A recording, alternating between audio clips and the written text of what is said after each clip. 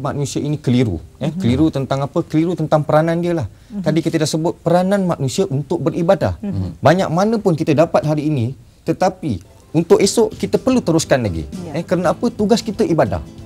Allah Ta'ala menjadikan kita untuk beribadah. Manusia peranan dia untuk beribadah. Apa yang kita buat semua ibadah. Belajar satu ibadah, sekolah satu ibadah, jadi isteri satu ibadah, jadi bujang satu ibadah, berkahwin jadi ibadah, duda, jada, semua ibadah.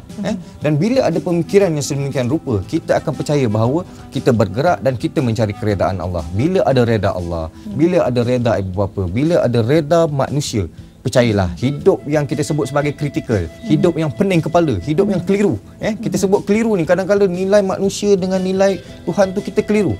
Ada manusia yang keliru. Nescaya kita akan jadi baik dan insya-Allah kita boleh belajar serta tumbuh dan jadi manusia yang cemerlang dunia dan akhirat. Baik, kadang-kadang kita mungkin tak perasan ya kita ni dah selesa ya. Jadi apa tanda-tanda yang menunjukkan kita ni dah berada dalam zon keselesaan dan tanda-tanda awal ya ataupun tanda-tanda yang besar ya menunjukkan yang kita ni dah terperangkap dalam zon keselesaan ni? Saya percaya kepada pencemaran. Pencemaran dari segi pemikiran, pencemaran dari segi perasaan, pencemaran dari segi tingkah laku. Pertama sekali kita sebut sebagai apa? Pencemaran dari segi hati lah.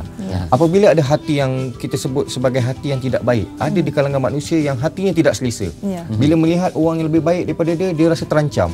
Bila melihat orang lebih lawa daripada dia, macam Ji, dia rasa, oh, kenapa Ji lawa, aku tak lawa? Contoh kan? Ini hati-hati ataupun tanda-tanda, simptom menunjukkan orang itu sudah tidak baik dan jauh daripada rahmat Allah Subhanahu Wa Taala. Yang kedua, dia mencari penyelesaian selain daripada kembali kepada agama. Frust, jatuh cinta, pergi kelab. Pergi kelab bukannya selesai masalah, tidak. Itu merupakan satu maksiat dan merupakan masalah kepada masalah yang baru.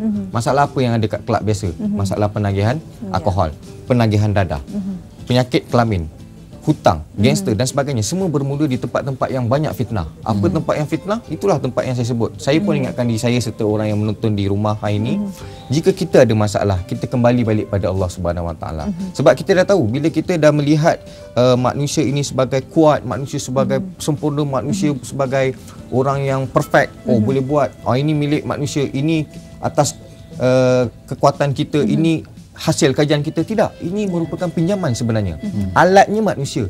Tetapi izin rahmat daripada Allah Subhanahu Wa Taala. Sebab Allah dah kata innama amruhu iza arada syai'an an yaqula lahu kun fayakun. Allah kalau nak baikkan seseorang, insya-Allah kita tak tahu bila masa, Allah yang tahu, itu rahsia Allah. Kita tak tahu, nescaya orang yang nak baik perlu cari rahmat Allah. Sebab kadang-kadang hidayah dah ada tetapi dia tidak konsisten, dia tidak istiqamah, hidayah lari, hidayah hilang dan dia jatuh balik ke lembah yang kita sebut sebagai hina, durjana dan nauzubillah min zalik. Ya.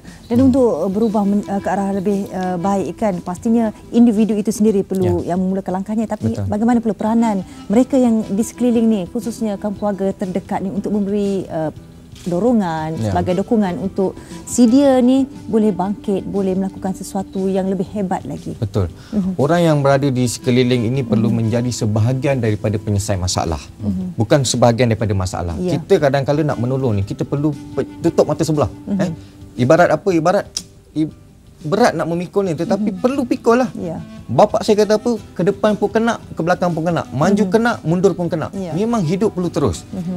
Dalam pada nak mengurus ni, kita perlu ada ilmu lah. Ilmu apa? Kita perlu cipta suasana yang baik. Kita perlu cipta kekeluargaan. Kita perlu cipta benda-benda yang menarik dalam kehidupan kita. Bila kita ada tarbiyah yang baik, kita ada akhlak yang baik, kita ada the do's and the don'ts, yang boleh dengan tak boleh dalam hidup, insya-Allah kita akan tumbuh dalam keadaan yang sejahtera. Sebab hidup ni tak lama. 24 jam, 7 hari seminggu, 365 setahun.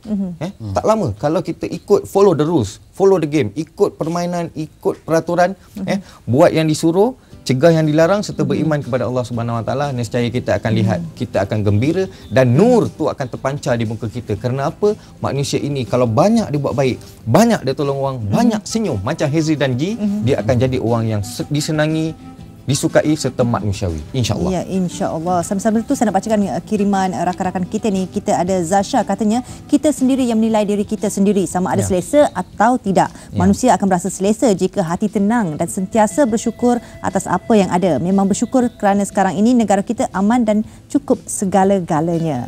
Dan Siti Julina T katanya motivasi ni ditujukan untuk golongan remaja ke? Ya. sebenarnya bukan remaja sahaja, retua pun boleh.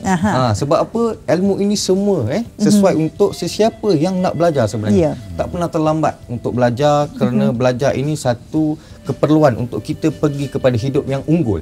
Man salaka tarikan, Nabi dah sebut, siapa yang belajar, Allah Taala akan memudahkan syurga untuk dia.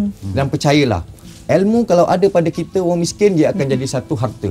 Kalau ada pada orang kaya, dia akan jadi satu perhiasan. Sebab guru saya kata apa? Hiduplah untuk berbakti, kerana orang yang berbakti akan terus harum namanya walaupun mati. Cari ilmu, beramal dengan ilmu, bina ilmu baru.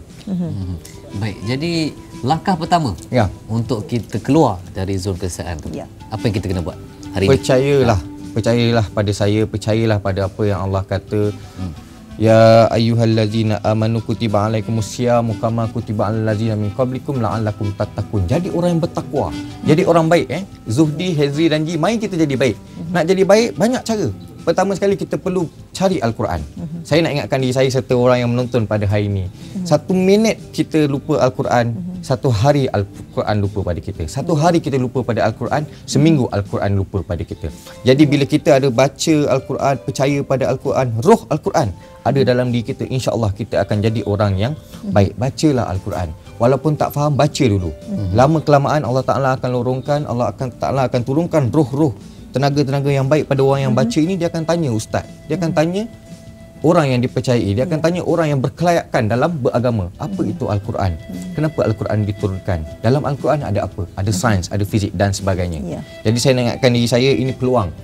Minggu lepas pesta ibadah, minggu ini masih dalam pesta ibadah, kita teruskan membaca Al-Quran. Kita keluar daripada zon selesa. Kalau sebelum ni baca Al-Quran setengah muka, kita lebih sikit, 1 muka. Kalau sebelum ni 1 muka, pergi 1 muka setengah, tak apa. Walaupun setengah saya puji, orang lain tak puji pun tak apa. Zuhdi puji siapa yang baca Al-Quran. Sebab kita percaya Al-Quran, siapa yang pegang, dia akan selamatkan kita dalam kubur dan menjadikan kita orang yang sejahtera, insya-Allah. Baik, yang penting hari ini kita kena mula. Walau sekecil mana langkah kita mulakan untuk kita bergerak keluar daripada zon kesesatan kita menuju ke arah kejayaan di dunia maupun di akhirat, insya-Allah. Di akhirat. Itulah ada juga rakan Facebook kita tadi yang mengatakan jangan kita tunggu bulan jatuh keriba. Elok rasanya kalau kita buat roket, kita boleh kita pergi ke langit. Kita pergi ke bulan macam angkasawan kita. Baik, terima kasih Sudi. Terima kasih. ATM. Baik, dan selepas ini kita ikuti berita semasa 9 dan sekembalinya nanti bicara Citra akan membentangkan satu lagi drama untuk anda semua. Jangan ke mana-mana.